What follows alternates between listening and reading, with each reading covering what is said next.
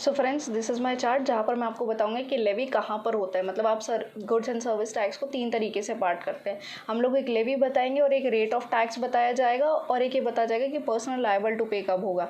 तो हम लोग पहले टैक्स कितना है, पर्सनल लायबल टू पे कितना है वो बाद में देखेंगे। पहले हम ये देखेंगे कि वो एक्चुअली बंदा लायबल है पे करने के लिए या लायबल भी नहीं है। तो हम लोग चार्ज क्रिएट करेंगे। अब ये इंटरस्टेट हो सकती है या इंट्रास्टेट, कोई भी सप्लाई होती है, सप्लाई ऑफ गुड्स और सर्विसेज, तो हम लोगों का ये लेवी हो जाता है। अब गुड्स किसको बोलेंगे हम लोग जीएसटी में? Every kind of movable property excluding money and security including actionable claim और ग्रोइंग क्रॉप्स। अब मतलब कोई भी मूवेबल प्रॉपर्टी होगी आपकी तो वो गुड्स की डेफिनेशन में आएगी। मतलब इस तरीके से गवर्नमेंट ने गुड्स को सारी चीज़ों में कवर कर लिया, चाहे आप कुछ भी एफएमसीजी में हो या कुछ भी बना रहे हैं, हर तरीके का गुड आपका जो भी मूवेबल आइटम है वो यहाँ पर आपकी गुड्स की डेफिनेशन में आ जाएगी। बस हम लोग मनी और सिक्योरिटी को इसमें से एक्सक्लूड कर देंगे।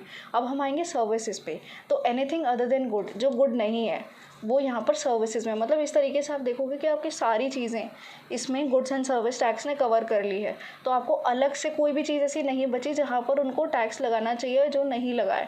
इसमें गुड्स भी कवर हो गए और सर्विसेज भी। तो दोनों गुड्स प्रोवाइडर, मैन्युफैक्चरर और सर्विस प्रोवाइडर, इसमें दोनों कवर हो जाते हैं। अब इसमें इंक्लूड क्या करता है?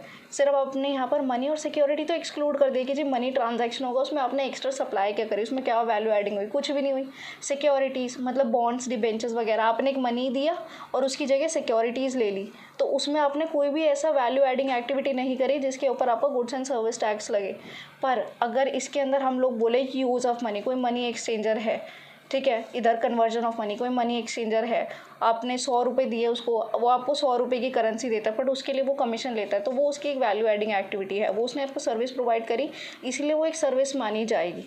ठीक है। अब ये यूज़ ऑफ मनी है, आपने किसी को लोन दिया, उस पर आपको इंटरेस्ट दे रहे हैं हम, तो उसके ऊपर जैसे 100 रुपीज़ का लोन दिया, उसको आप रीपे करोगे 100 का, पर उसके ऊपर जो एक्स्ट्रा इंटरेस्ट दे रहे हो उसने आपको सर्विस प्रोवाइड करी तो उसके लिए आपका इंटरेस्ट आ जाएगा। Facilitating and arranging transaction in securities. अब कोई ब्रोकर है, वो फ्री में तो काम करता नहीं है, आपको वो जो सर्विस दे रहा है ब्रोकरेज की, आपको सर्विस दे रहा है कि सिक्योरिटी में ट्रांजैक्शन आपको कंसल्टेंसी दे रहा है, उसके लिए वो ब्रोकरेज चार्ज करता है।